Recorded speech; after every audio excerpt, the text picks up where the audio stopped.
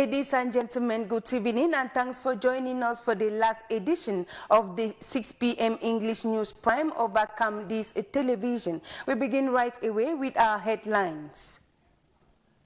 Cameroon is admired by other countries due to its biodiversity and its relationship with other African countries, all thanks to President Paul Biya. After 39 years at the helm of Cameroon's administration, he has recorded numerous achievements.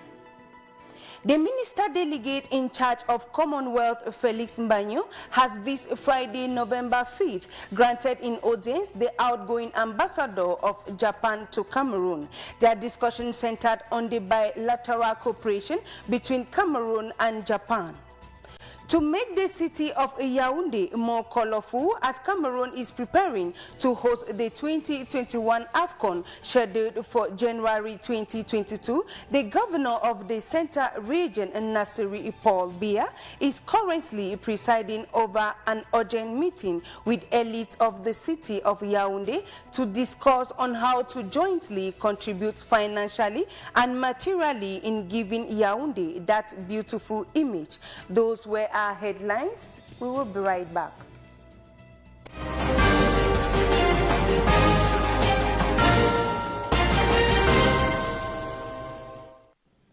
We begin with one of our lead stories where 6th November 1982 to 6th November 2021, 39 years at the helm of Cameroon's administration, His Excellency President Paul Biya has recorded numerous achievements that have made the country to be admired by all. In the following report, BrigadeAntiSardinard says BrigadeAntiSardinard looks back at the major achievements and tells us that Cameroon is a beautiful place to stay. His report. I do so swear were the words of Paul Biya on November 6, 1982 at the National Assembly, sworn by the then Speaker of the National Assembly, Solomon Tandeng Muna. The young, educated, handsome and experienced administrator with the policy of rigor and moralization was welcomed by Cameroonians with a lot of euphoria following Ijo's resignation on November 4th same year. Paul Biya's major accomplishments during his mandate shows that the head of state is determined to build Cameroon into a modern and exemplary nation. Under Paul Biya, Cameroon has made giant leap steps forward. Remarkable projects has been seen in all fabrics of national life, notably politics, diplomacy, economy, infrastructural developments, social spheres, unity, sport and culture. Taking into account that the implementation of the establishment, the institution provided for in Cameroon's constitution. Cameroon Constitutional Council has been put in place, the Ministry of Decentralization and Local Development created, the upper house of assembly is functioning. These state institutions have gone a long way to consolidate the rule of law and opening a new page in Cameroon's democratic process. Paul Biya and his government have, since the return of multi-party politics, made it a point of honor that all elections are held regularly and in accordance with the Constitution, and that they are free, fair and transparent. The respect and promotion of human rights, with putting in place the National Action Plan for the Promotion and Protection of Human Rights, cannot be forgotten. With the creation of the National Anti-Corruption Commission, CONAC, war against corruption has been gaining grounds. Giant projects including the construction of highways, hydropower dams, tech infrastructures, portable water system, among others. The successful completion of the Crise deep seaport and stadiums nationwide ready with arms open to host the 2021 African Cup of Nations are major breakthroughs. Under Paul Biya, the economic win is aptly described as the big win of the 7-year term of office. Cameroon has sailed through the turbulent water of the global economic shock, venturing beyond economic resilience for greater achievements. Second-generation agriculture, digital economy, the business climate has also improved, making Cameroon more attractive to investors. All these efforts and achievements have been recorded in addition to the consolidation of Cameroon's unity in diversity and the protection of the country's territorial integrity.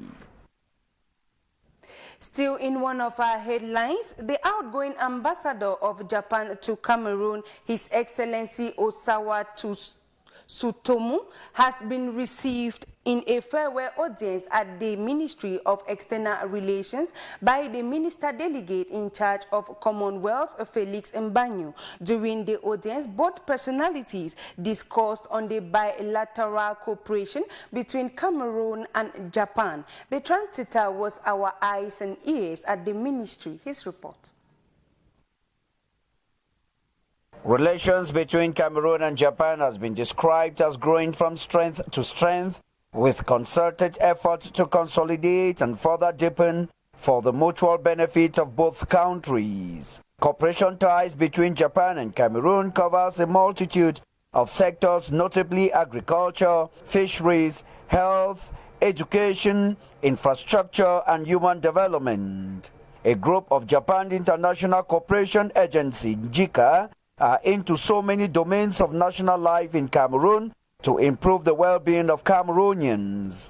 It is in this regard that the outgoing ambassador of Japan, His Excellency Osawa Tsutomu, was received in a farewell audience by the Minister Delegate to the Ministry of External Relations in charge of relations with the Commonwealth, Felix Mbanyu, at his ministerial department on Thursday, November 4, 2021.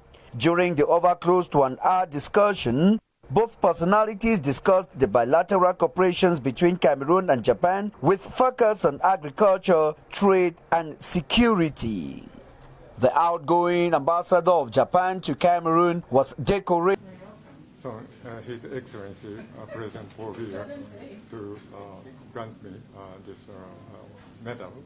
It's a great pleasure and honor for me to receive this medal. And it was very pleasure for me to work in this beautiful country. And I enjoyed very much. Thanks to the collaboration of the government of Cameroon, I'm very satisfied with my work here for 3 years. His Excellency Osawa Tsutomu officially assumed duty in Cameroon on December 14th, 2018. He is leaving Cameroon satisfied with mutual relations between Cameroon and Japan, with hope that the cooperation continues to grow stronger after he recorded a number of achievements for 3 years. Let's now talk something else, where the Minister of Women's Empowerment and the Family, Marie-Thérèse Abena-Ondoa, has given a financial support to the mayor of the Nglemenduka Council, Alex Mimbang, in his crusade for every child in his municipality to have a birth certificate. The partnership agreement was signed in Yaoundé between the two parties, with the sum of 24 million CFA francs handed over to the council for the said project. Isaac Ngonkum was present. His report. Good news for the children living in the Nglemenduka municipality, Upper Nyong division of the East region. The Minister of Women's Empowerment and the Family, Marie-Thérèse Abena-Ondoa, and the Mayor of the municipality, Alex Mimbang, have signed a partnership agreement to the tune of 24 million CFA francs that will finance the establishment of 3,000 birth certificates.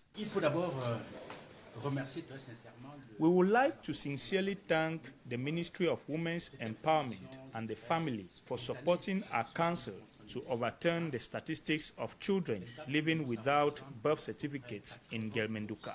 The 24 million francs CFA that we are receiving today represents 80% of the total budget of producing 3,000 birth certificates. The council will take care of the rest of the 20%.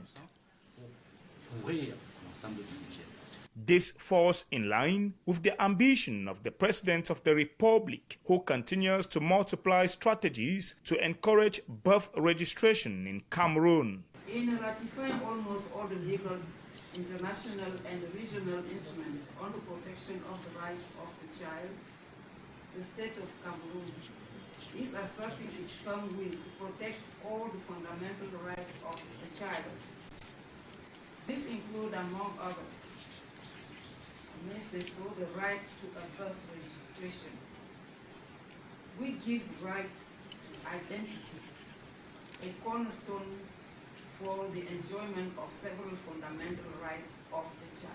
Statistics reveal that the East region has a 58% birth registration rate and is classified as a priority education area in the country. Hence, the choice of Ngelmenduka to serve as the pilot phase of the collaboration between the Ministry of Women's Empowerment and the Family and regional and local territorial decentralized units. The situation in Ngelmenduka is not peculiar to our subdivision. It's almost a national problem. In the East region, however, the statistics show that about 58% of children are living without a birth certificate. The Operation One Child, One Birth Certificate in the Ngelmenduka subdivision is already yielding fruits. Let the others emulate the good example.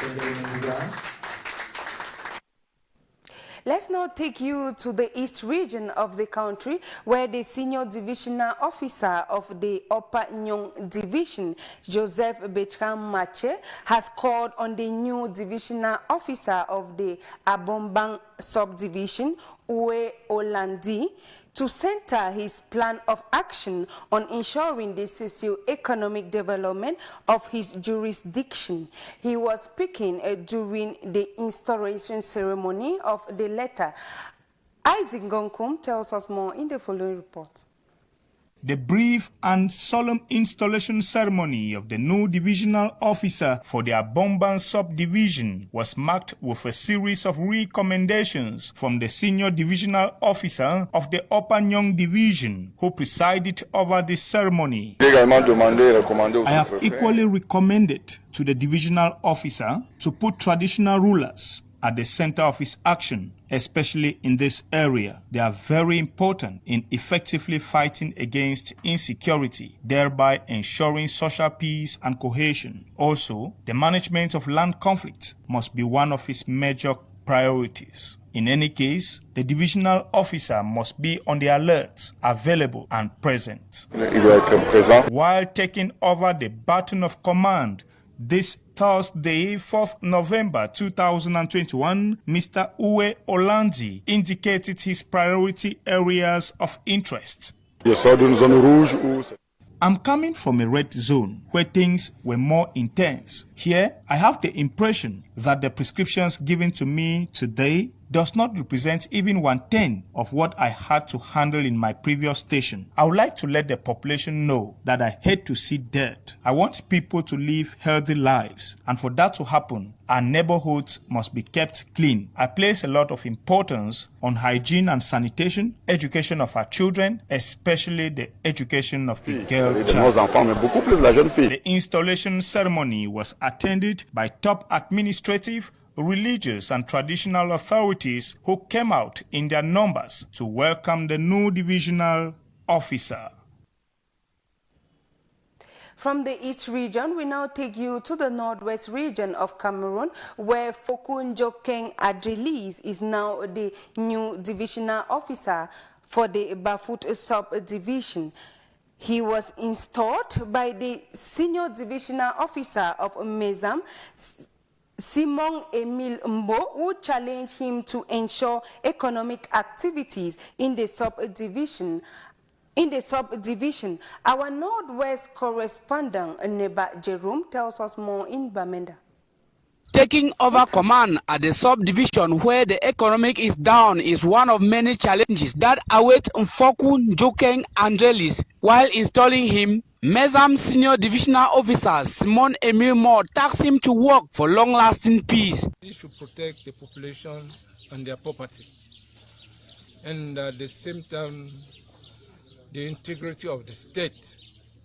For the new GO to sensitize more the population to take their vaccine, so that we are sure that they are really protected. In his welcome note, Mengwa Congo Lawrence of Bafut Municipality called for the new divisional officer to help him in the fight against the deadly COVID-19 pandemic, which is ravaging soul within the Bafut Health District. Health is wealth.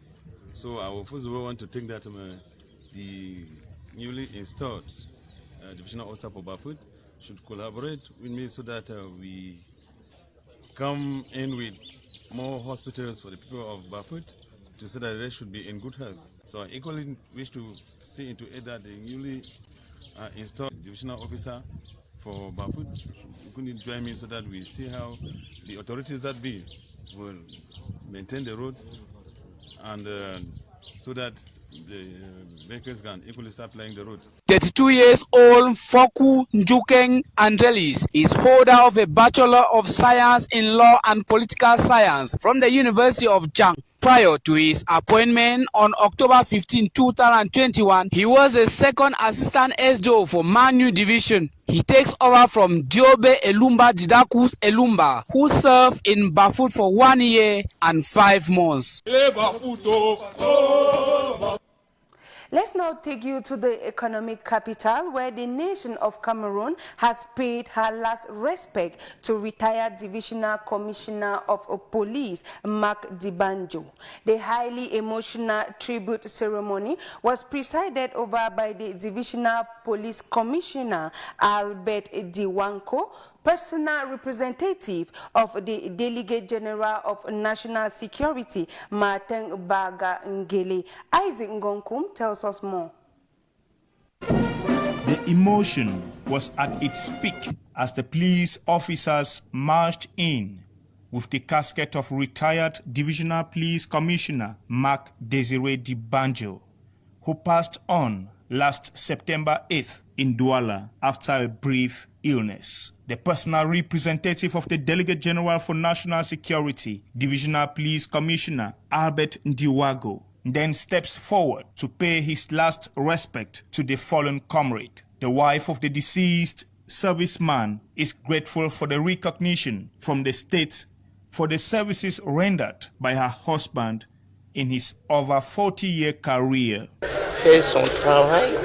He did his job well in all the places he went for work during his career. I can't remember any place where he did something wrong. He was also a good husband. It is sad he has gone ahead, but I am happy I am here today to accompany him in his last journey on earth. The daughter of the late police commissioner has fond memories of her father. He raised us in love, forgiveness, and mercy. I have great memory of my father. He served the nation in total dedication, honesty, and integrity. I really want to appreciate you all for the tribute given my father today. It really warms our hearts. The late Divisional Police Commissioner goes home to rest at the age of 90 after more than 40 years in service. The personal representative of the Delegate General for National Security, Divisional Police Commissioner Albert Ndiwago, was also a bearer of a condolence message to the bereaved family. If you're just joining us, you're watching the 6 p.m. English news over the Republican television. Let's now talk health, where intensifying breast cancer awareness was one of the objectives of the first ever Congress of the Cameroonian Senology and Breast Pathology that ended today. The 2 days Congress was an occasion for health actors from Cameroon and other countries to meet and discuss on measures to strengthen their struggle to reduce breast cancer in the country and other parts of the country. We have details in the following report.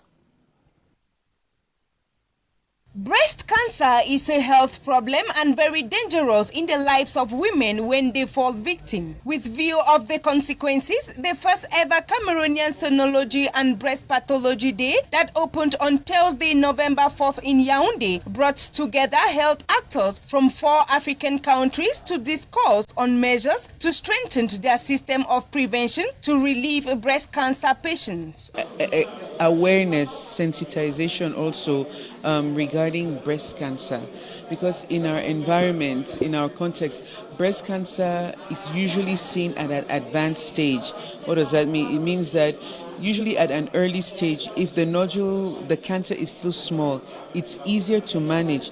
However, we've noticed here that women wait until it's a little late and then they come to the hospital. Taking care of these patients in Cameroon is a very great challenge for health experts due to the fact that patients only come for consultation when their situations are beyond control. We have not yet reached a level of organization where we have a huge database where we have names of patients who have cancer that we can follow them up regularly and ask where they are. That's the first thing. The second thing is we don't have treatment centers, follow-up treatment centers. For example, for radiotherapy or chemotherapy, sometimes we're out of reagents, sometimes they're closed, sometimes there's a lack of staff. So all those challenges pose a problem. It should be recorded here that there are steps to follow in order to prevent breast cancer. A multidisciplinary approach.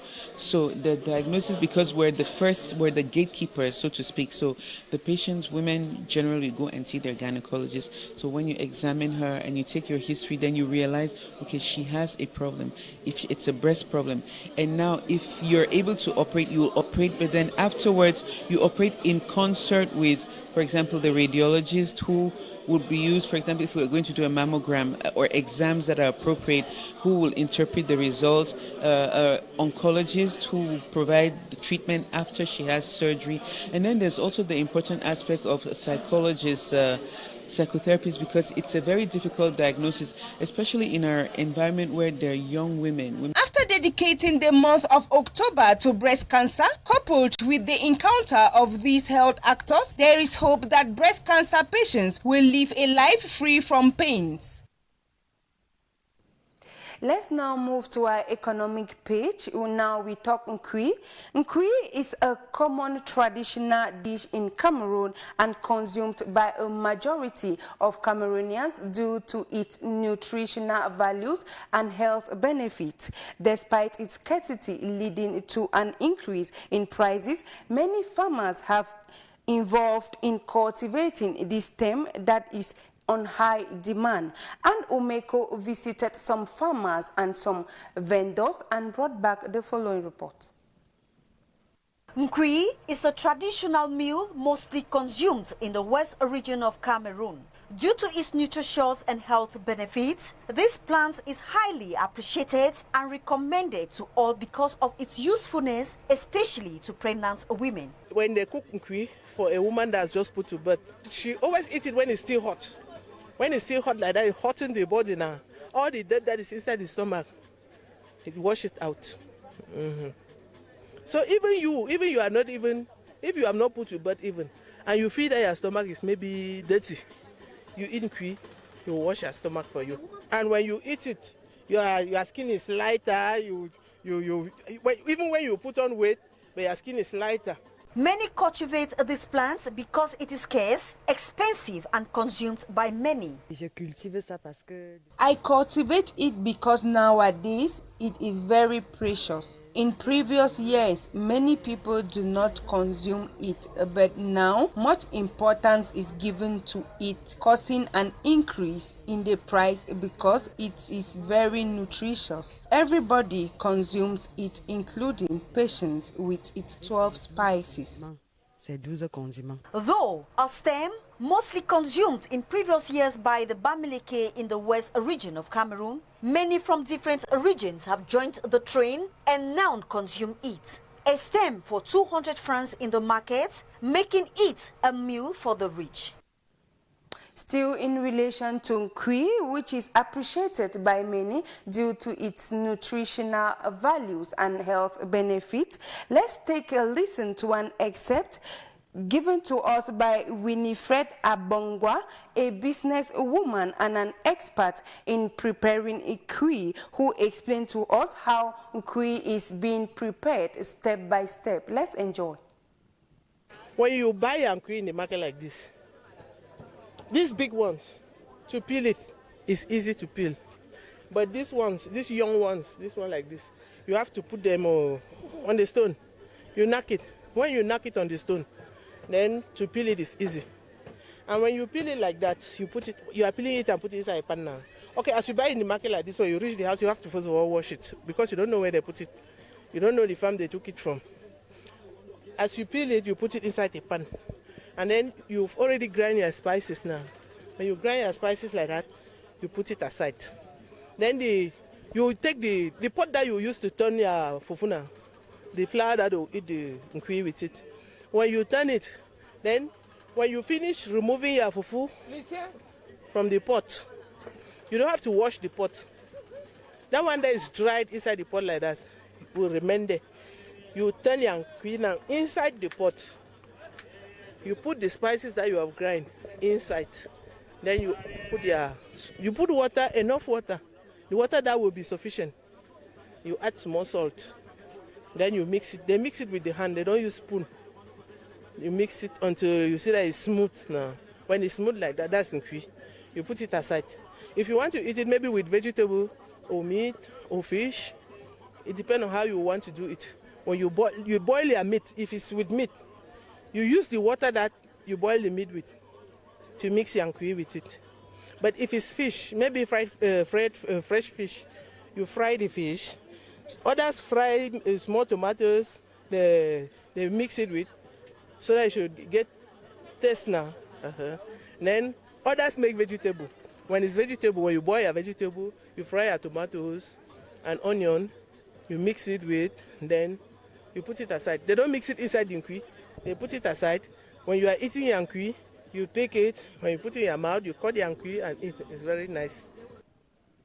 We continue with our economic page, where many people prefer buying goods from business people selling in wheelbarrows around the market because they are cheaper and affordable, though many questions surround their quality. Our reporter, Ann Umeko, visited some markets in the city of Yaoundé and had a one-on-one talk with the wheelbarrows owners and brought back the following report. Most people believe that goods sold in wheelbarrows in the streets and at the entrances and around markets are expired products because they are cheaper than in shops and stores. On a wheelbarrow, it is cheaper because one has to sell cheaper to have something small than to sell like in the quarters. When we sell cheaper, we sell rapidly and can have even 2,000 francs and make it in the evening. For spaghetti, we sell in the wheelbarrow 3 for 1,000 and macaroni 200 a sachet. Others used to sell 3 sachets for 500 francs, but due to the increase in prices, they now sell a sachet for 200 francs. Many consumers prefer buying from the wheelbarrow due to their financial constraints. Okay, for example, like spaghetti and maybe sardine, as you're talking about, even biscuits, there are things that we used to see outside here. I can maybe know how to read it and see whether it's already expired or not. But another person would not know whether it's already expired. The person that cannot read will not know. So we used to buy outside because the price outside is maybe on our level now. The price outside is on our own level. We the debrouillards outside. But people will the others that will just drive their car, they go and park in front of a shop, they enter there and buy the one that is not yet expired. But we sitting here, because of means we don't have, the one we see is the one we buy. You cannot even tell us about the fault. Those who are having the big magazines around town, those who are producing it, is from them that the problem is coming. It's not from us. We buy because we see. If they don't bring it to us, we'll not buy it now. For those doubting if their goods are expired or not, it is important to verify the dates before buying. No.